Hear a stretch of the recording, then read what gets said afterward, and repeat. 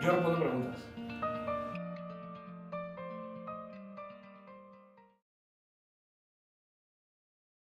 Bueno, saludos primero, ¿no?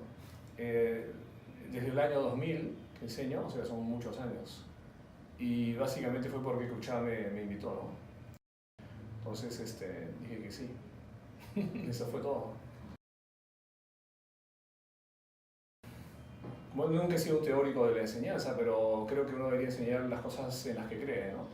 Entonces, más o menos, dado que la universidad lo que hace es tener como filosofía talleres diferentes, de arquitectos diferentes, entonces, ¿por qué no también yo que hago cosas como conceptuales, más reductivas, también entrenarlos en eso, ¿no? Para que tengan muchas visiones diferentes, ¿no? Y en el fondo hay muchas cosas en común. Finalmente la arquitectura es un problema que hay que resolver, ¿no? Y todos deben poder resolverlo, así que pues es eso.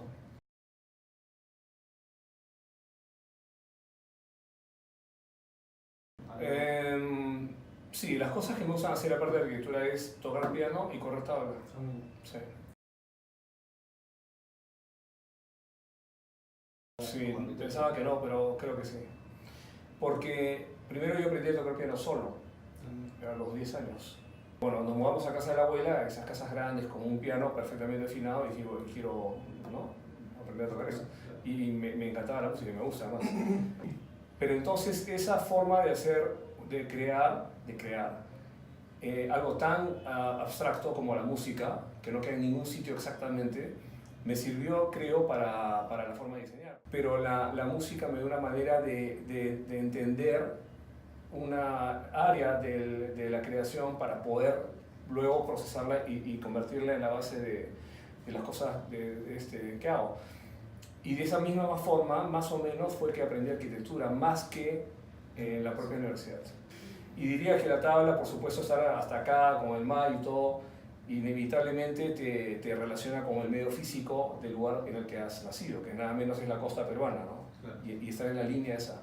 Porque si todos vemos en la costa peruana, vemos el horizonte y tenemos esa apertura singular que no tienen en otros sitios, en los que estamos en el mar, vemos la ciudad.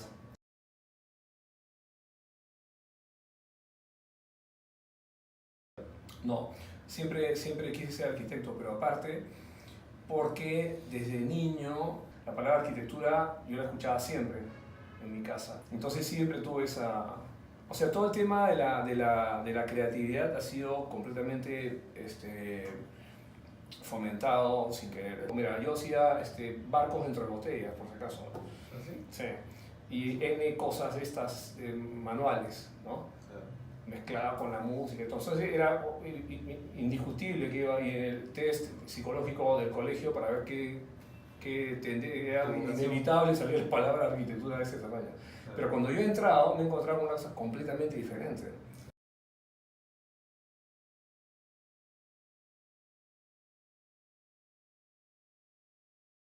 Tenía claro qué es lo que no podía, o sea, yo no podía irme a hacer ni una maestría, ni irme del país, ni nada parecido por eso, porque no tenía la plata. O sea que quienes lo hicieron fueron los que tenían las espaldas para hacerlo, ¿no? Y los que nos quedamos y nos encontramos con las bombas cada 100 metros, fuimos los que nos quedamos.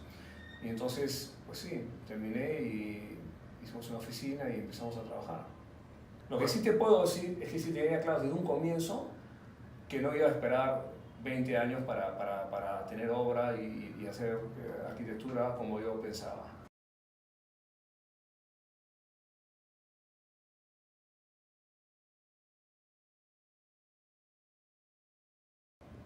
¿Cómo lo definiría? Yo, bueno, lo llamé racionalismo conceptual porque racional es un tipo de racionalismo, y conceptual porque creo que la arquitectura no debe venir de algo de otra arquitectura, sino de un territorio más abstracto que se materializa en lo que llamamos arquitectura. Entonces, diría que es un racionalismo conceptual, pero también hay una tendencia reductiva, ¿no? Entonces, a mí siempre me ha parecido interesante, primero, el comportamiento humano, cómo la gente, por qué nos sentamos en el piso, en la universidad, tú sabes, la gente está sentada en el piso, lo que luego acuñé como los usos no previstos, ¿no? y el estudio de esto siempre me ha parecido interesante. Ese porqué en relación al comportamiento y experiencia humana, me parece que si consigues lo máximo en eso, con lo mínimo, ese es el reto. Entonces creo que en el fondo es simplemente un reto.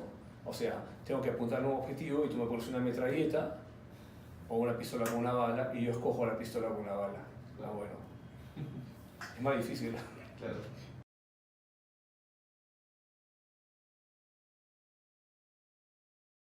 Lo primero que diría sería que tienen que leer todo lo que pueden, tienen que culturizarse todo lo que puedan en un momento en el que es más difícil hacerlo, mucho más que antes. Porque antes te leías un libro así, pero ahora cuando voy a leer el libro no puedo ni empezarlo porque tengo el iPhone al costado y estoy haciendo 5.000 cosas, millones. Pero claro, que yo busque,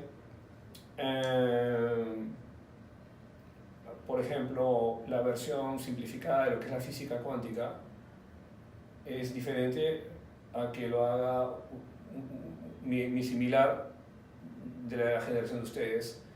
¿Por qué? Porque yo he leído un montón, pues entonces esta información breve entra a mi cerebro está repleto de una estructura. Pero si no has tenido esa estructura, porque solamente tienes informaciones breves, te sale otra cosa completamente diferente. Entonces, lo principal es el esfuerzo de leer. Y el ser humano, para poder leer, tiene que usar la herramienta que tiene el cerebro para identificar rostros. Y esa herramienta, con esa herramienta, identifica letras. O sea, traslada ese proceso. Es por eso que es tan difícil para nosotros leer. Y no solamente esto, sino que esa lectura que es tan abstracta, que es un esfuerzo mental. Ese es un trabajo, pero ese trabajo entrena el cerebro porque es abstracto. Es completamente abstracto, porque tan abstracto que yo lo que leo aquí no lo entiendo un ruso y viceversa. Simplemente son líneas que entran al cerebro, el cerebro tiene que imaginarse. Entonces, es un excelente ejercicio para un arquitecto, porque tu cerebro tiene que imaginar, ¿no? Entonces ya, ese tipo, cuando va a diseñar, yo creo que si los dos son igualmente capos, por decir algo, lo va a hacer puré al otro, porque tiene un bagaje, pues, porque dentro de su cabeza está Goethe, está Beethoven, está, no sé, García Márquez, o sea, qué sé yo, Einstein, miles de personajes que se estructuran, y todo eso es la base, ¿no? Para que luego tú puedas dar una conferencia. Entonces las conferencias de arquitectura son eso, son arquitectos que en el fondo tienen esto. Entonces, número uno, la lectura, y número dos, la decisión. Porque hace años di una conferencia titulada, me pedían que hable, Campos de acción para el arquitecto, en el Perú, para el Congreso de Estudiantes de no sé qué año. Y había miles ahí.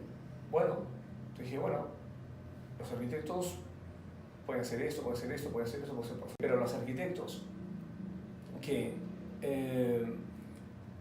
hacen, que consiguen que sus ideas sean construidas, esos son muy pocos. Pero esa decisión significa, te da seguridad y dices, lo voy a hacer. Y ya está. Con los riesgos que tenga esto. Pero tienes que tener una base, un respaldo. Porque cada libro que leas va a cambiar tu forma de ver todo, ¿no? Completamente. Y esos son los dos consejos.